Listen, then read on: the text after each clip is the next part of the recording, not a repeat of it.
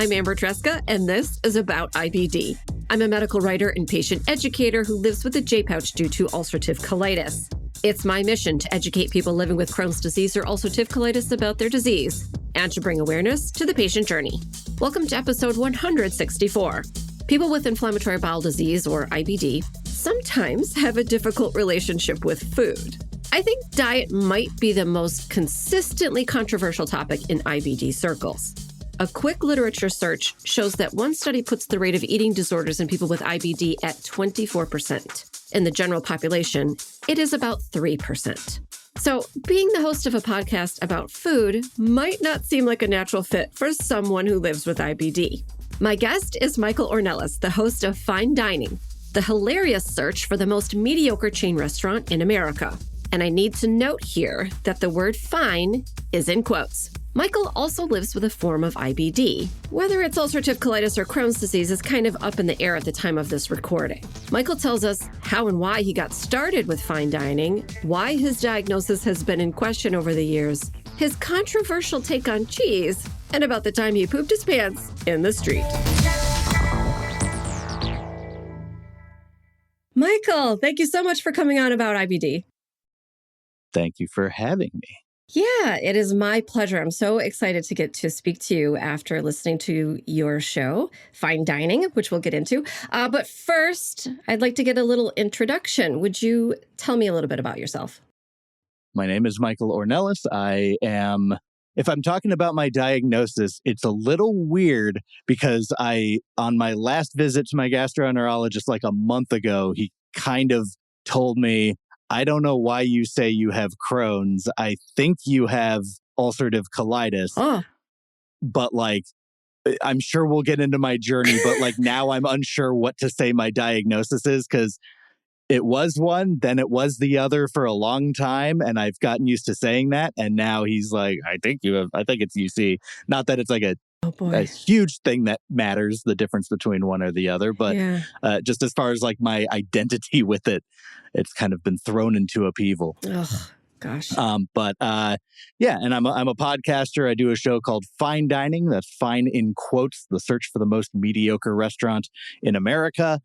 And usually on my podcast, whenever the word America is said, I play the sound of an eagle,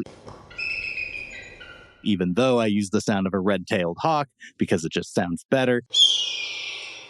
Anyways, I eat at a lot of chain restaurants, which when you have IBD is an interesting pursuit that I've largely, I guess, lucked out with. So that's a little bit about me. Yeah, right. Thank you so much. That's why, I'm so excited to talk to you because putting all of this together, I need you to help me to put it together in my brain. So you were diagnosed with Crohn's disease. Now they're throwing you for a loop and telling you that you might have ulcerative colitis. Usually they think it's ulcerative colitis or indeterminate, and then it becomes Crohn's. Okay. Mm-hmm. So, and that is a really wild thing, especially when you finally wrap your head around a diagnosis and then somebody tells you that it might not be the right one. So, all right, let's get started though with your journey so that we understand what happened between the diagnosis of Crohn's to now where you're not really sure where you're at. Tell me how symptoms started. What was it like when you were diagnosed? How old were you, for instance? The year was 2009. I was just a boy, 21 years of age in Austin, Texas. I was in college, and I feel like most college-aged males, I wasn't paying attention to what my body was telling me. Mm. And more importantly, I think I felt kind of a level of shame to, my stools are getting looser. It smells weird or different, I guess, than, everyone has their brand. My brand started smelling different. Yeah. And I didn't know what to make of it. It wasn't bloody. It was just softer and almost mucusy. Yeah. Oh God, I feel like it's so weird to go on a podcast and talk about this in detail. Yeah. But I guarantee you, it's we talk about this all the time, and I talk about it as well for myself. So yeah. And so I probably ignored symptoms for about 2 to 3 months as my frequency and urgency started getting less in my control. Yeah. And I remember by Christmas that year, I remember we went out to my aunt's house and I just spent the whole day in the bathroom. I think I counted 14 trips to the restroom, all to do a toozy. And it wasn't ideal. It wasn't my favorite Christmas I've ever had. And that was the day where I finally mentioned something to my parents, where I was just like, hey, I think something's going on with me beyond the scope of, a normal, it's a phase that'll pass. I just have a bad case of diarrhea, or it's something I've been eating or whatever. No, this is consistent and it's not getting better. And I just spent 14 trips to the bathroom on my Christmas day. I have a very protective mom who's, she'll fight battles with me. So she was a very good support system to have. And I started the next semester of school while going to the doctor, and I went to a GI first. They did, like a manual exam with a finger, and it was maybe the most painful thing I'd ever experienced. And they were like, oh, you need to go to a gastro doctor, which, just having this elevate to a specialist was very scary when you're 21 years old. And I went in and they said, you have proctitis, and here is an oral medication. Be on your way. Oh, and I had such a nightmare experience with my first gastro doctor. Ended up getting, I forget if it was a colonoscopy or a sigmoidoscopy, but I got one of those at some point, and he was like, yeah, proctitis, I want to say the drug was called Azicol or something like that. Yep.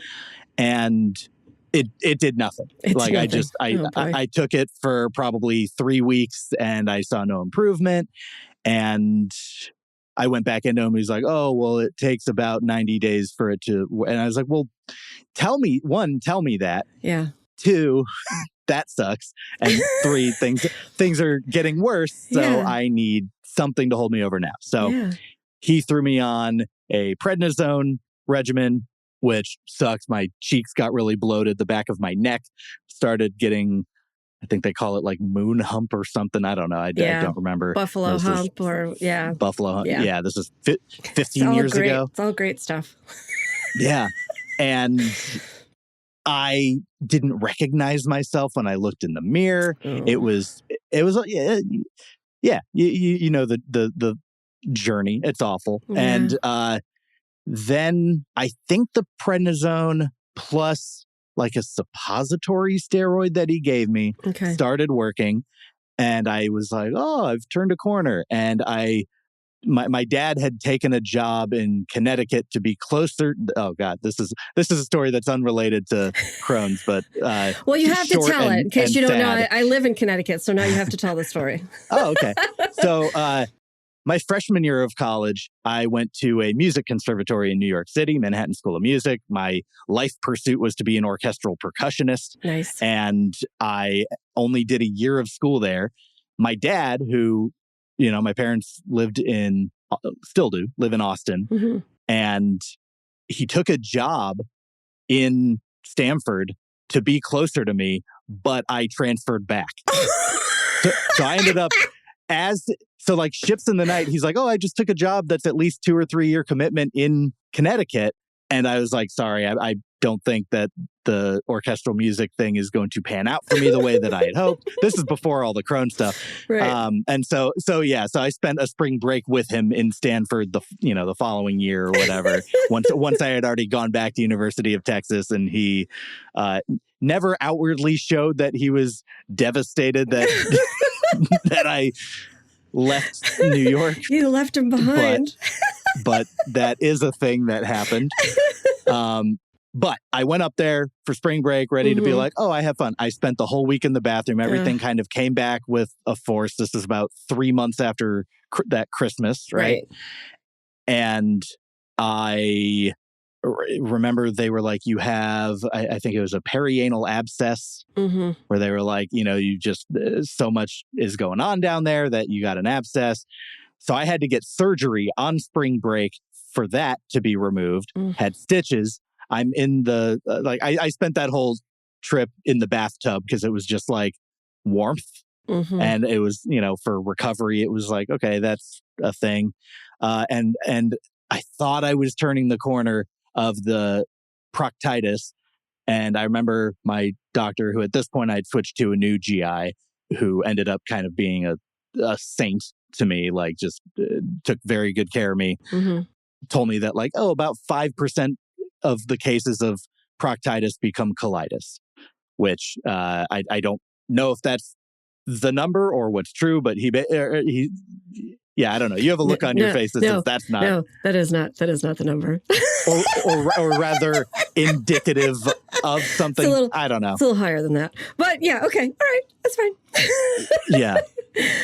I don't know. He made it sound like we can treat this as is. Right. And then eventually, kind of that week in Connecticut, I remember coming back and it was kind of the tipping point, and I was skipping classes and stuff. I my pants in the middle of a crosswalk on my way to class. Oh my gosh. Which there was like a bus that was like waiting for me to cross at this crosswalk.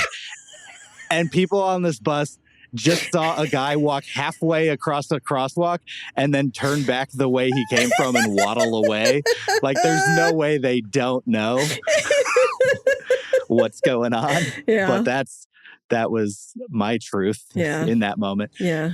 And by April, so about 2.5 weeks later, I was staying home so much. And again, I was just like, my parents had like a jacuzzi tub. So I would just kind of hang out and, again, try, like that would just be the only thing that was soothing. I remember I'd put my computer up, I'd watch TV or whatever on my computer because it was like right when Hulu was starting. And eventually my mom was in constant contact with my GI doctor at the time in Austin. And he suggested I come to the hospital. I ended up being in the hospital for 28 days. I mean, it's traumatic when you're 21 to be like, hey, you're going to spend a month of your life in the hospital, and a lot of it you're not going to have hope. Yeah. Because they kept kind of escalating the different treatments, the doses of prednisone. I went from having oral prednisone pills, I think, I want to say 180 milligrams or something. I don't quote me on that. It was 15 years ago. I don't remember the numbers. But I remember they started giving me the same medication intravenously, and they're like, we tripled your dose. We're giving it to you twice as frequent, and we're just trying to tame whatever it is. And then, there's kind of that lack of dignity in the hospital where they come in and take your vitals every 4 hours. And to this day, I really struggle to sleep more than 4 hours without waking up. I can usually go back to sleep, but I think it trained my body to wake up and just expect vitals to be taken or something, which is what my sleep paralysis demon does. It's crazy. I'll like wake up and I'll just be looking at like, are you taking my blood pressure? Yeah. And so I spent a month in the hospital. Eventually, my doctor was like, we're going to try this thing called Remicade. We give it to you once, and then we give it to you a week later, and then 2 weeks later, and then 4 weeks, 6 weeks. And we're going to try and, feel like there's a T word that means, I don't know. I don't know the medical term, but there's something about like, we're trying to extend how often it is that you need doses. I want to say the word titrate or titrate. Right. I don't know. Right. Like titrating the dosage or is that the right word? Or your trough level, which is where they look at the level of the drug that's in your body. Like, all of that was going on. Yeah, all of that. They were doing the right things, but yeah. Yeah. But it's like, my toilet in my room has like the little plastic bowl where it catches everything. And it's just like, there's such a, not that it's, they need to do it, but it feels awful to like, be like, you're just used to being able to flush and not look at your poop.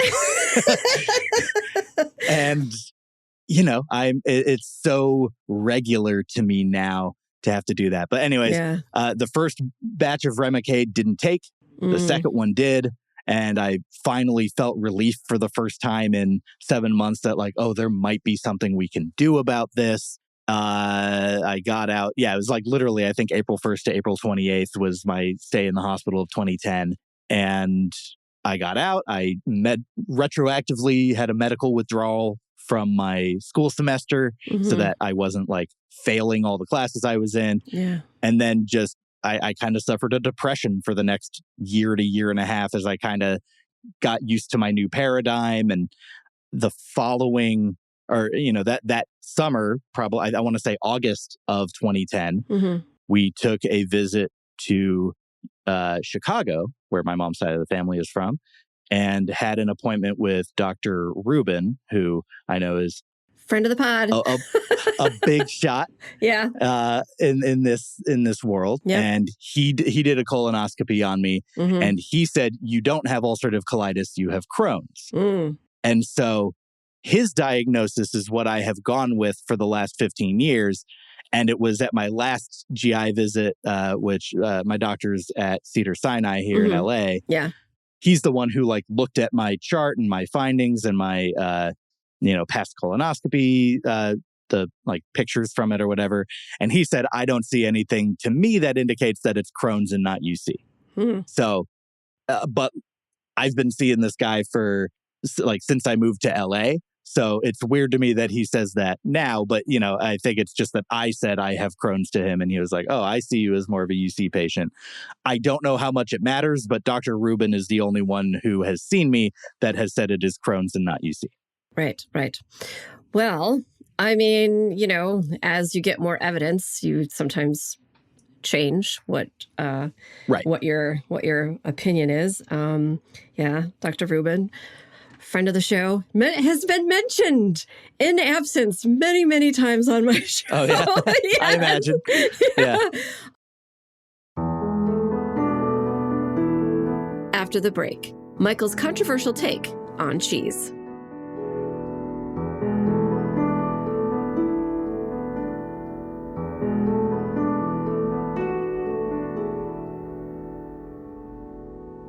So when did somebody finally tell you that you had Crohn's disease? Like you had an initial scope of some kind, whether that was a sigmoidoscopy or a colonoscopy.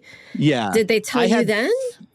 I had 3 scopes in the span. The first scope I want to say was where they said proctitis. Yeah. The second scope is where they said this is colitis, ulcerative colitis. Yeah. And then the third scope was, probably those 6 or 7 months later in August with Dr. Rubin, where he said Crohn's. And then now I get one usually every other year, sometimes yearly, just depending on how the last one went. If there's something that he feels he needs to check up on. They found polyps one time and they were like, let's do one in a year, not 2 years. I've got my next one in 8 days from our recording date. So looking forward to a prep week next week. Yeah, it's Makes a lot. Me hate Gatorade. Oh my gosh. If I never have to, again, that and Jell-O, no, thank you. I don't do the Jell-O. Yeah, I don't do the Jell-O. Yeah. A long hospital stay will make you never want to eat Jell-O ever again. Recreationally. Yeah. All right. So you're doing reasonably well. You're doing well. Are you still on the Remicade? What's happening? I have been told I'm in remission. Okay. And I've been in remission since like 2011. I don't know. I'll get like occasional cramps and I'll get, some texture things or some urgency things that I always chalk up to Crohn's, but they may just be the average person. The average person gets diarrhea. The average person has bowel issues from time to time. So it is hard for me to discern between the two, but I always just blame my, it's easier to look at my friends and be like, sorry, I was late, Crohn's, but it may have just been bad planning. I don't know. Yeah. Another key element of my treatment, at least for a while, is I was on Imuran or azathioprine, I think is the generic form of it. And I was on that until end of 2019 because I was just realizing I was having weird side effects to it. I know that like different skin conditions can kind of be a side effect. And I noticed that whenever I would get sunburn, my skin would turn purple, and it felt like an alarm of, hey, I don't know if this is related to this medication, but if you cannot be on it, maybe try to not be on it. And I reached out to my doctors. I was like, can I stop being on this? And they said, try it. We'll see how it goes. Because my understanding, and I could be wrong, my understanding is that the Imuran was intended to prevent my body from developing antibodies to the Remicade. So I've been off that for almost 5 full years now, and I still haven't seemingly developed antibodies, knock on wood, and I'm doing okay. I feel like I have been lucky in that I haven't noticed a ton of correlation between things I eat and when I get symptoms, which is what I believe has given me the green light to do a podcast where I'm eating at chain restaurants, fast food restaurants, and stuff like that, without really paying the price too much. So I don't know if it's just a lucky diagnosis, but at the same time, that, you know, that 1 month in April in a hospital to me doesn't scream lucky, but at this point I'm far enough removed from it that I do feel like I can test myself or, you know, understand myself well enough to proceed with it. Right. And so has your disease always been in your colon? They've never found anything anywhere else? As far as I know, yeah. Okay. The one aspect, I mean, this isn't about the ulcer pattern in my colon or anything, but it has come to my attention that one of the paired effects or diseases that you can get with Crohn's is osteopenia, osteoporosis. And I do have pretty bad osteopenia in my hips and spine. I like threw out my back out doing nothing a few weeks ago, and I'm 36, and I'm like, oh, the next 50 years look rough if I'm feeling this old, this young. So that has honestly been more of a challenge for my day-to-day life than the actual like BM part of having Crohn's lately. Right. Yeah. It's probably all that freaking prednisone that they gave you. Oh my gosh. Yeah. I mean, you probably really needed it, but it's not helping you now. So what did your doctor say at your last colonoscopy? Like, are they seeing inflammation? Are they seeing that it looks good? What do they you said they found a polyp, so they want to monitor that, but it was they removed it. It was like a microscopic. They were like, it isn't big enough for us to have a measurement for it, but we did remove it. So I was like, okay, great. Glad you caught it. That was, I think, 2, maybe 3 colonoscopies ago. I want to say that was maybe 2021 or 2020. Right. My last couple, honestly, for the past decade or so, they're just, things look good. Come in again in a couple years and we'll just, they're to monitor it, you know, which, you know, it could be so much worse. I remember when I first moved to LA, I jumped on a dating app and there was a girl that said she had Crohn's or ulcerative colitis or one of the two. And we talked a little bit about that. And she'd kind of mentioned, like, if I don't take my medicine at the right time of day, I end up in the hospital for 2 or 3 days. And I'm like, that's crazy to me. Yeah. So I recognize that mine is fairly well tamed, but it was kind of a monster to tame at the beginning. I remember my original doctor, or not the bad original doctor, but the one that took care of me in the hospital, asked me while I was in the hospital if he could write a paper on my case because he'd not seen anything like it in terms of just the things that it was refusing to respond to and the way that it spread and all that. So I don't know if he ever ended up writing that paper, but as far as I know, my case was the subject of a medical paper. Interesting. We'll have to circle back offline so you can tell me his name. We can look it up. Oh, sure. But anyway, oh gosh, yeah. Well, you never want to hear that. You know, you never want to hear that you're the subject of a case report. You're like, we've never seen this before. Oh God, does that mean you can't treat it? Like, I hate hearing that. And then they call in everybody else. Come on in and look at this. This guy's really weird. God. Look at this freak. Yeah. Oh, boy. Oh, goodness. Well, they're all laughing at me. They're all laughing at you, pointing fingers. They go home and they talk about it with their friends, Yep. So, all right. So we've talked a little bit about how you have a podcast that's all about food. Yes. And not all about food, because your show goes into more than just the food. It also goes into the ambiance and a lot more about chain restaurants. But yeah, it's not a natural. It's not like two puzzle pieces that would seem to fit together. So I want to know more about how having IBD has changed your relationship with food, and since before your diagnosis, and then now you're doing so well and you're doing your show. How do you think about it now?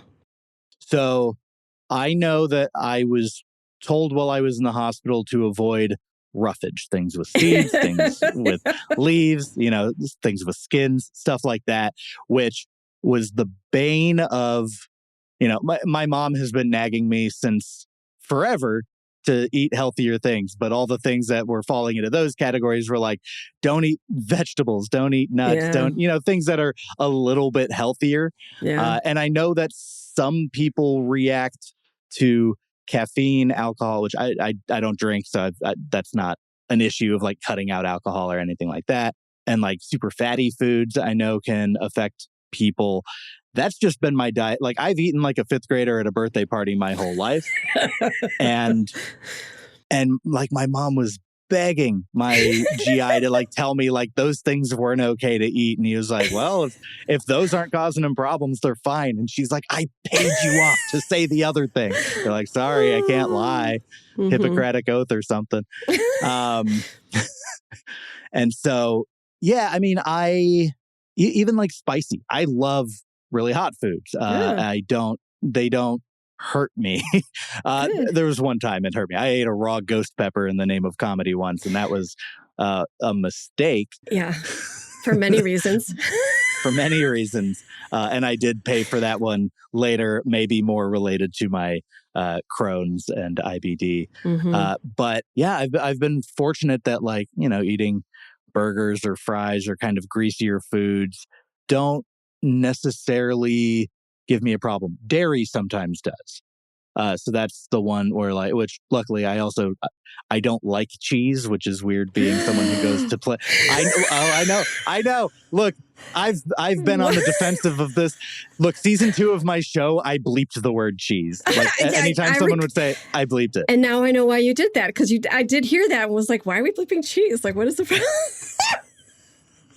Yeah, it's gross to me. I don't know. I think it's just like the fact that it's like you just let milk go bad for way too long and you get cheese. I know there's more to it than that, but it's like that doesn't appeal to me.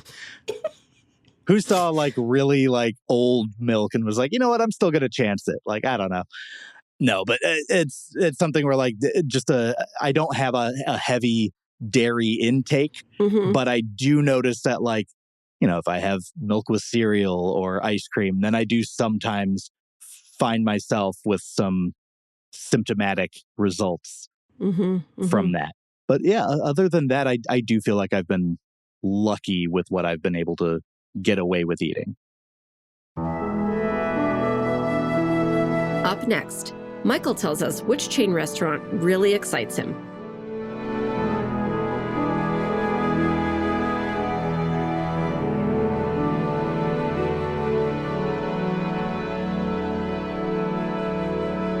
Michael, let's talk more about fine dining. Is that how you say, or like, do you put a different emphasis on the syllables than I do? I say fine dining. No, I say fine dining. Well, I mean, fine is in quotes, but it's hard to convey because, like the gimmick, like I love chain restaurants, but it's kind of me calling a spade and acknowledging that they're not top tier. They might be your favorite, but that doesn't mean they're the best. So I have a mission statement of I'm looking for the most mediocre restaurant, which also I think a lot of people think means bad. And I'm like, mediocre literally just means the absence of good or bad. Just no one wants to be mediocre. Yeah. But Yeah. So, I mean, it's the emphasis I put on it is I say fine dining, the search for the most mediocre restaurant in America. I kind of say the whole thing in one go. Mm-hmm. But here's my question, though. Why? Like, what got you started on this? I went to, I'm going to redact the name of the restaurant, but I went to one of the big chain restaurants probably 8 years ago. I started the show 2.5 years ago, but I went probably 8 years ago, and I was like, wow, this experience didn't move the needle at all. It was just there. The service was just there. The ambiance is not impressive, but it's not nothing.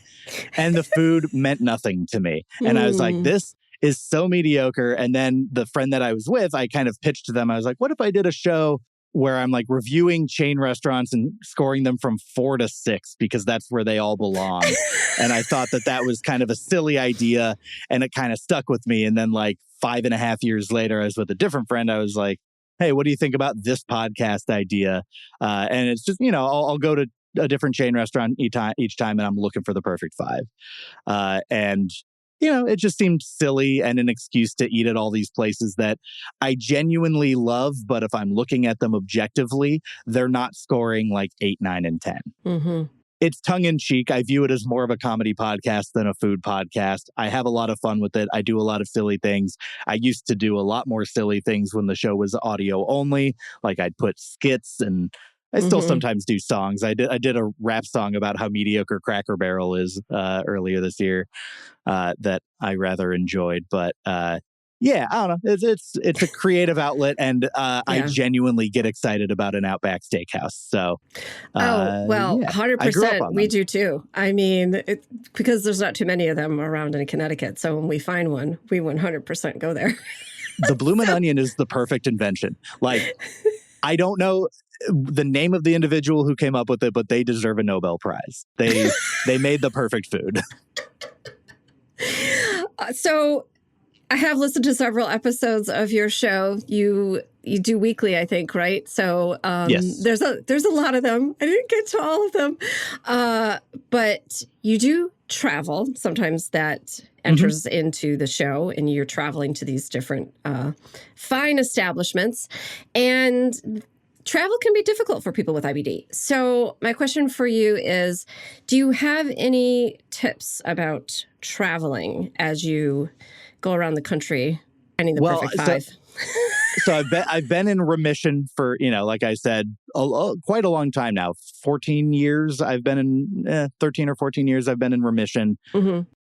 But the issues that I do run into, like I said, I feel like my joints and spine and hips are kind of deteriorating in a way that I'm like, I'm never physically comfortable. Yeah. And so that is an element of Crohn's that I think conversationally is just kind of put on the back burner. People don't talk about that your body can't absorb certain vitamins the right way. And in my case, the vitamins that strengthen bones and stuff like that, I have been told I struggle to keep those in my system. Right. So I don't know if I have a tip beyond you deal with it, maybe taking a leave or something like that. But yeah, it's tough. As far as like the scheduling of, can I get into a philosophy that has developed in me because of Crohn's that's, I don't think it's like crass, or it might be a little gross, but like I will only with home field advantage. All right. If I can hold it, which I know is a struggle with IBD, but if I can hold it, I don't care how long I have to hold it. I just want my home toilet. I have a bidet, because cleanup can be an issue with a disease like this. And so being able to, hit the fire hose is nice. And so that's an element of travel for me. But again, I do have a fortunate amount of control over my ability to hold it that I recognize that not everyone does. But I remember I felt the urge to go leaving San Francisco on a drive once, which is 6 hours from LA. And I was like, I'm just going to spend 6 hours clenching. Oh my gosh. Because the alternative is a gas station. And I just, I have become like single ply toilet paper is the enemy. So public restrooms, I feel I'm not outfitted for them, or they're not outfitted for me. And that is tough. And in the instances where I do find myself in them, I really hate it, which is why travel sounds awful. One, because the airplane bathroom is so compact, the toilet paper is single ply, all that stuff. It is anxiety inducing. And I would imagine that if I had less control over my urgency, I don't know if I would commit to traveling in the way that I do. Or at the very least, I would carry around my own toilet paper and I'd be like, I go before I get on the plane. I am not chancing it on the plane because there are no worse bathrooms than airplane bathrooms. Well, I don't know, man. I've pooped in some places. Like really, like gas station bathrooms for sure. I mean, absolutely the worst. A lot of them don't even offer bathrooms anymore. So you're just kind of, for myself, if I've really got to go, like I'm just glad that they have one. And I carry a lot of wet wipes and Purell with me at all times. And that's pretty much. Do you still deal with a fair amount of urgency? And is your schedule largely dictated by your diagnosis?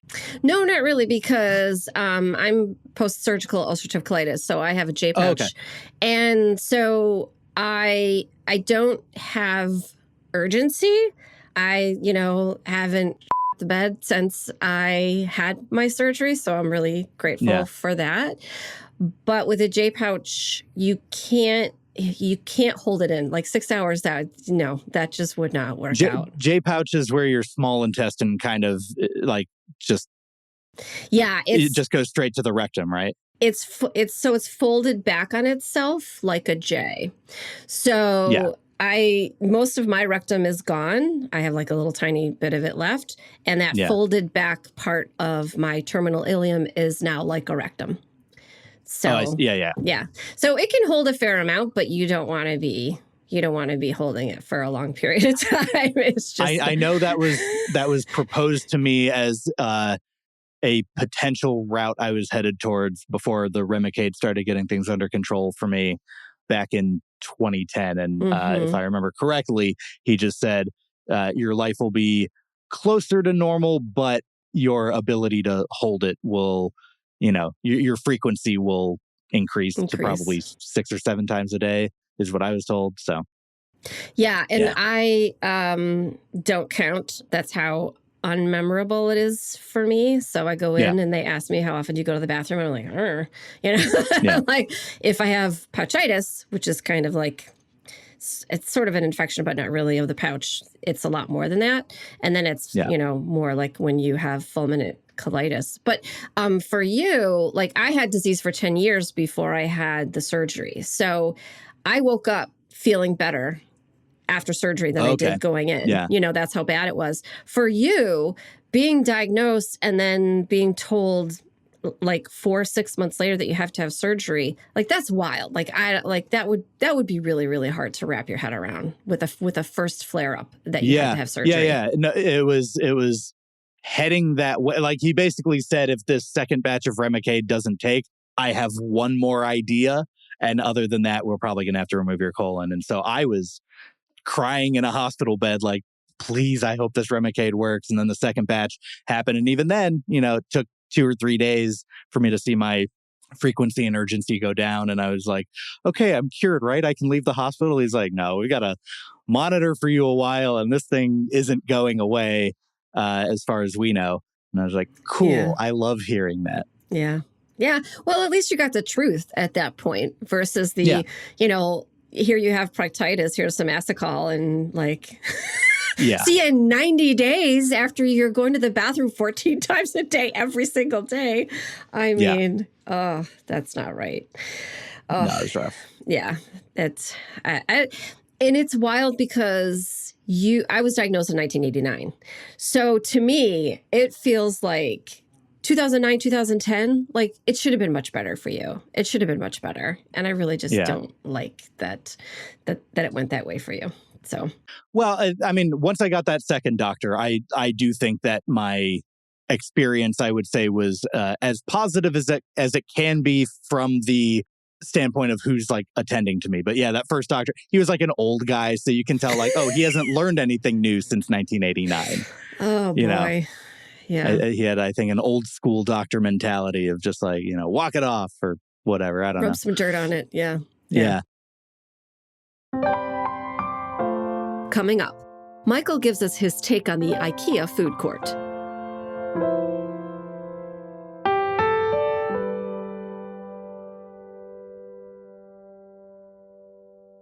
Michael, when you go to these places, they're the food is well, I forget what you said. The food is okay. The ambiance is there.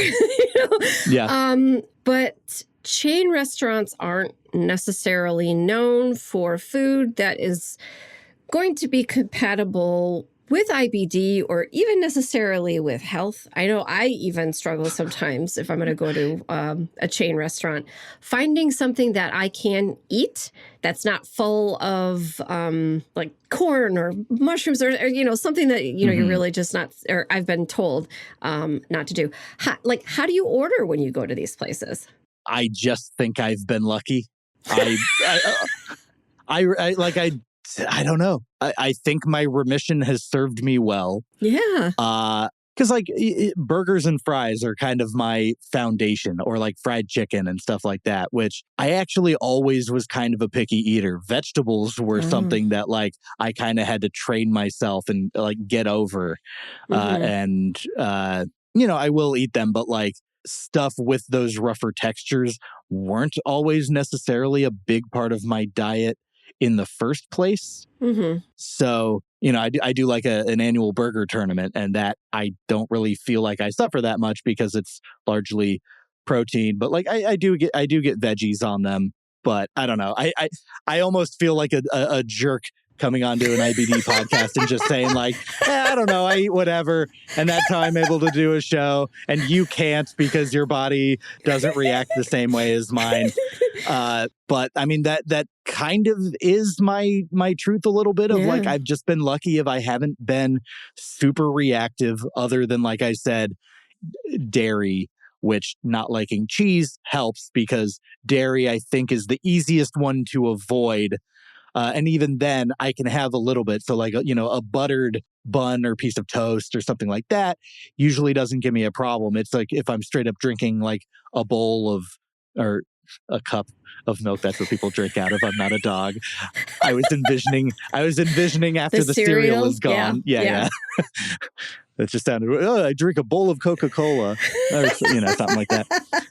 And like, yeah. So like a milkshake is the thing where I kind of have to be, if I have one, I have to recognize to not make plans later.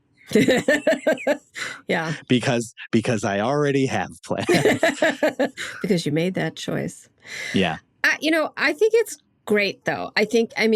You really suffered in the beginning, and what you went through was not great. And obviously it has effects that you're still living with today with coping with the osteopenia.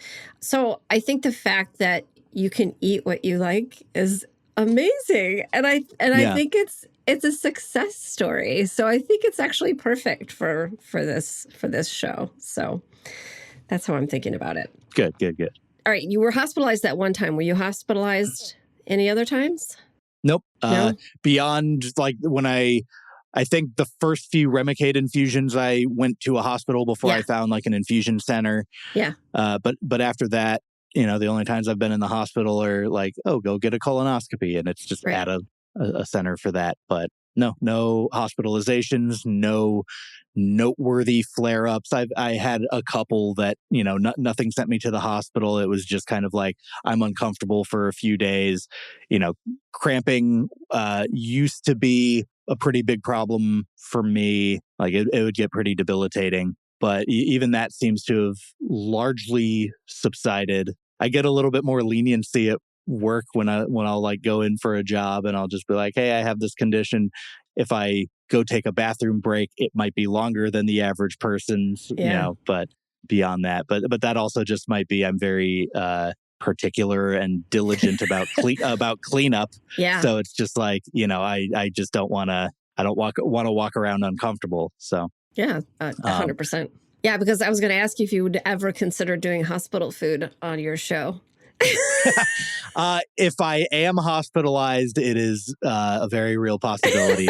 I don't know if I want to visit a hospital just to review that. That said, I have done like the Planet Hollywood outside of the gate at LAX. Mm-hmm, There's like one on the side of security you're allowed to be on without a ticket. Yeah. And I've reviewed I just did the IKEA food court, which felt weirdly medical. So that episode will come out in January. But yeah. That's funny. I don't know. I mean, I don't want you to end up in the hospital, but I just feel like if you ever run out of chain restaurants, you could just start doing hospitals. I'm shocked at how many I still have that I haven't gotten to. And like big ones, common ones that everyone knows. I've just, because I do one every 2 weeks, but I do 2-part episodes. The first one I cover like the brand history and stuff and kind of tell the story of like, here's how, this chain became what it is. Here's the story of it. And then I read some Yelp reviews. And then the next week I give my review, but they're usually like an hour each. So it's 45 minutes to an hour. So there's a lot of content and a lot of history to these places and stuff. So I have a very long list of chains that I still can do. Mm-hmm, mm-hmm. That's good to hear, because it is a very funny premise. And hearing about the backstories of some of these chains, I think I was listening to the one on wings at Pizza Hut. Just like, okay, that was the wildest story. It just didn't make any sense. Yeah. And having been to a lot of Pizza Huts, I don't think I've ever seen one that had wings. So it was just like, what? Interesting. Yeah. At least when I drive around here, all of them are Pizza Hut, Wing Street, and like both signs are on the building. And I don't even. Well, in Connecticut, we don't have a lot of there's not a lot of chains where I am. I don't know why in particular. So I've just never seen that. I'm a big advocate of go support mom and pop restaurants. Like those are the businesses I care about. I just have a lot of nostalgia for chains, and their stories are all interesting to me. And learning who invented what. TGI Fridays invented potato skins. Gordon Biersch invented garlic fries. Stuff like that, where it's like, oh, it's a common thing. Chick-fil-A claims to have invented the chicken sandwich, and it's like, really, you're the first person to put chicken on bread. You're the first one. Okay, if you say so. I don't know about that. But yeah, I don't know. They interest me, and I think that they are a part of our culture as well. So many people have experiences at these places, good, bad, mediocre, whatever. You still know of them. Yeah, 100%. So I went deep into your back catalog. Yeah. Because I was looking at the different chains and just finding the ones that interested me most to listen to. And I saw that you did Medieval Times. So, all right, well, which I will say, one of the lowest scoring places I've been to. And you were at the castle that is it in LA? Where is Buena it? Park. It's south of LA. It's where Knott's Berry Farm is. It's not super far from Disneyland. Okay. All right. So I've only been to LA once. But I know what you're talking about. And the reason why I listened to it, Michael, is because my husband and I were married at the New Jersey Medieval Times Castle. So it was very funny to listen to the episode and the descriptions of the food and the show. And I was married in 1999. So very, very different time, very different place, different castles. When you were there was actually a strike going on, which I did not know anything about. So I was actually really interested to listen to the episode to learn about that. But I thought it was so funny. I can give an update on that because that was a long time ago, and the results of the strike are kind of sad. It's it was a lot, and I understood it, and I got married 25 years ago, so I don't know what's been going on at the Lyndhurst Castle since I got married there.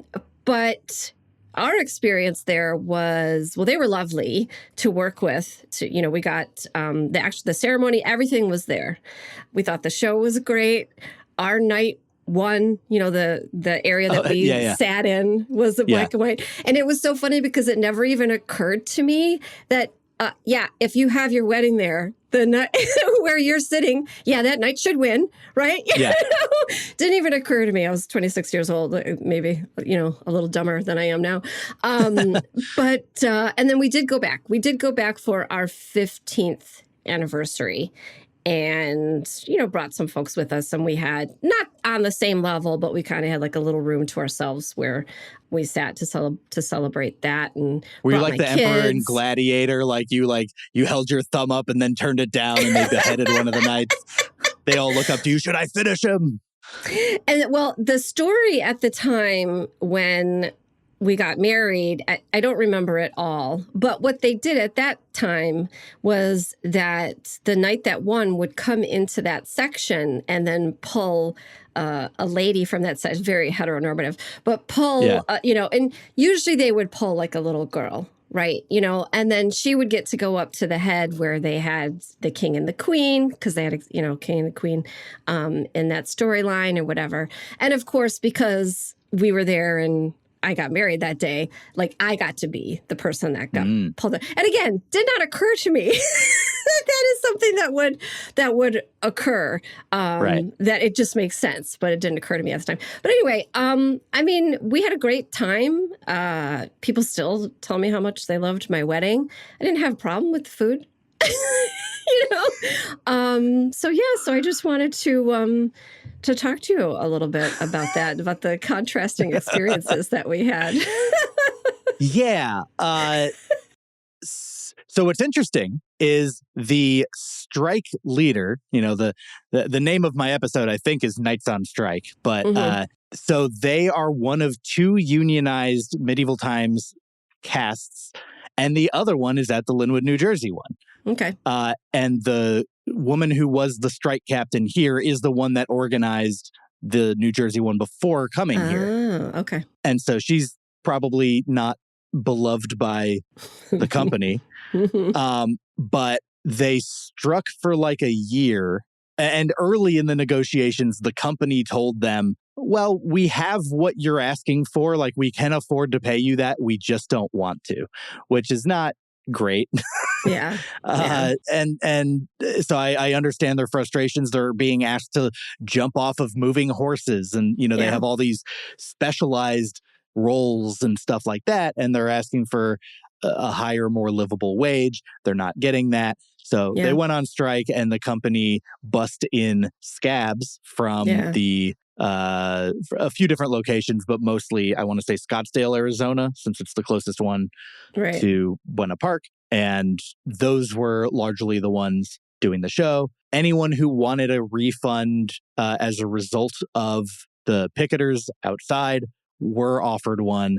I had a group of 11 that we drove almost 2 hours with the time of day and traffic to arrive and discover the strike. And we're doing this episode, and we come to a picket line, which is horrible. It feels horrible to cross. It feels bad. And it's not something that I would do if I wasn't making a show about it or there to review it. But I basically negotiated with the strike captain, like, hey, can we interview you and let you say your piece on your position? And then we will go in and we will objectively talk about what we see and how we feel and all this. And, we'll give plenty of air to the strike and all that.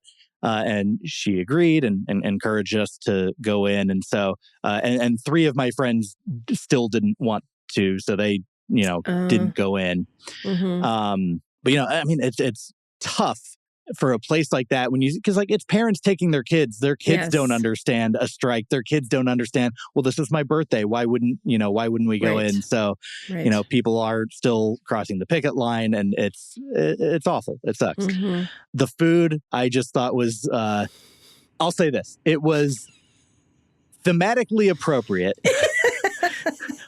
for, Yeah. the way I describe it, they start with like a thermos of basically strained SpaghettiO broth, and they pour it into a little bowl, and they're like, here's tomato soup. And I'm like, okay.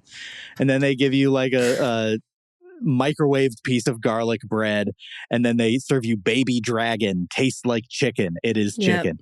And it was just some of the most unevenly cooked chicken. It comes out in this giant tin tray, and some people get extra, like too juicy chicken. Some people get bone dry chicken, and it's just not good. And then their cake tasted like tire rubber, or at least the consistency of it. But I don't know. You ever have like a store-bought chocolate cake that you're like, oh, that tastes toxic? Yeah. That's how I would describe it. It was bad food. Because they mass prep food for an arena full of people. It's not like it's made to order. Yeah. And so it's a tough undertaking, but like at the end of the day, when I'm comparing it against the nicest restaurants I've been to and the worst restaurants I've been to, it has much more in common with the worst. And then you put on top of that a strike. It was a recipe for not an enjoyable time. That said, I love the episode that I made about it. There were some skits in there that were almost like Shakespearean about, imposters taking over a castle. That was very emblematic of what was going on. I made like a metal style song about slaying baby dragons. Yeah. So it was, artistically fun, but not a good restaurant. Yeah, and then you ended up doing some investigative journalism while you were there, which was so interesting, which you probably didn't expect to do on your show. And then after a year of striking, they went back to work and did not get the changes that they wanted. Oh, so that's a shame. That is upsetting. But they were like, we feel like maybe we can instigate more change while working with them than striking against them. So I do hope that they get something out of it, but it seemed like the corporate overlords won that day. Which you would not think that medieval times corporate overlords. I don't know. I know. You just wouldn't think of it that way. But I guess the that's what it peasants is. need to revolt. The peasants are revolting. Yeah. We weren't planning on going back for our 25th anniversary, but I kind of feel like maybe we might just to see, because now I'm curious to see if my recollection is really indicative of how the food was and everything, or if I was just, you're there celebrating and so it didn't bother me or didn't make an impression, or I mean, honestly, I probably didn't even really eat, when we were there, quite frankly. So yeah, maybe we'll go back again and think about that some more. Cool. Michael, thank you so much for coming on and for discussing your Crohn's disease journey with me. Or ulcerative colitis journey. We don't know. Who knows? Who knows? Could be either one. But I want to finish up first by you telling all of the peoples that are listening where they can find fine dining and where they can follow you across social media. So I'm at Fine Dining Podcast on Instagram and TikTok. I just post clips of my episodes there. I do fully produce it as a YouTube show. I've got a nice little set for it and put way more work into it than I probably should. But that is podcasting. You get it. You know what the deal is. I know the deal.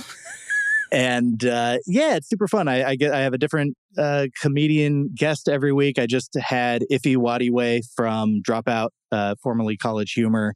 He hosts the show Actually, and flew with me to Denver, Colorado to eat at a place called Casa Bonita, which was featured in a South Park episode pretty prominently. And the guys who own South Park bought Casa Bonita and renovated it during the pandemic. They put $42 million into it, not realizing that that's how expensive it would be. Reopened. I spent 10 months on the wait list. Finally got my number called. It reached out to him on his website, was like, hey, you don't know me, but you want to go to Denver? And he was like, for Casa Bonita? Sure. I flat out didn't know him. I just reached out through the contact me thing on his website. And so he and his wife, and then me and my girlfriend flew out. And it was a genuinely, it was one of the most fun dining experiences I've ever had. Even if the food was, I'd say it was a little better than okay, but the atmosphere, the vibe, the attractions that they have are just so fun. So I highly recommend, even if you just put your name on the wait list for Casa Bonita at this point, I think it's a worthwhile trip. And so I'm releasing episodes on that right now. I don't know when this comes out, but it is my season 3 premiere, which is November 6th and 13th are those 2 episodes. Right. I did listen to that first one. So Yeah. and I had forgotten. I did know about the connection to South Park, but I had forgotten about it. So I was like, Casa Bonita, what's that? And then listening, I'm like, oh, right. Oh, yeah. Okay. Yeah. It's all coming back. So. Well, thank you so much for coming on my show. Thank you for the work that you're doing. It's been... The people need to know which restaurants are most mediocre. It's important. It's a journey. You have a pretty extensive back catalog. So anybody that's finding your show for the first time is going to find a lot of really great nuggets in there for them. So I encourage everyone to go and subscribe wherever you're listening to this show. You are going to be able to find Fine Dining, and then also on the Instagrams and the YouTubes so that you can get the video content as well. So thank you, Michael. Thank you so much for coming on my show and for giving such insight into your Crohn's disease journey and telling me a little bit more about fine dining. Awesome. Thank you, Amber.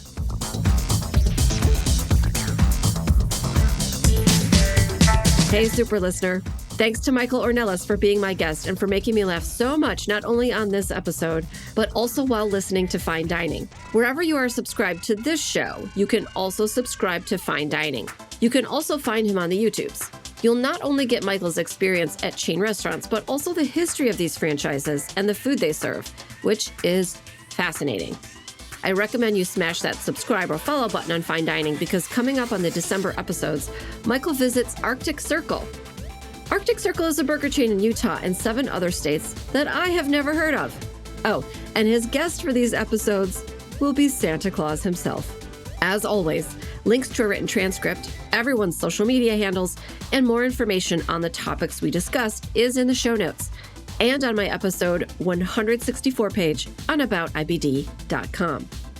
Thanks for listening. And remember, until next time, I want you to know more about IBD. About IBD is a production of Mal and Tal Enterprises. It is written, edited, produced, and directed by me, Amber Tresca. Mix and sound design is by Mac Cooney. Theme music is from Cooney Studio. Anything else that you want to I don't think so. Cover? I talked about myself in a crosswalk. I think I'm good.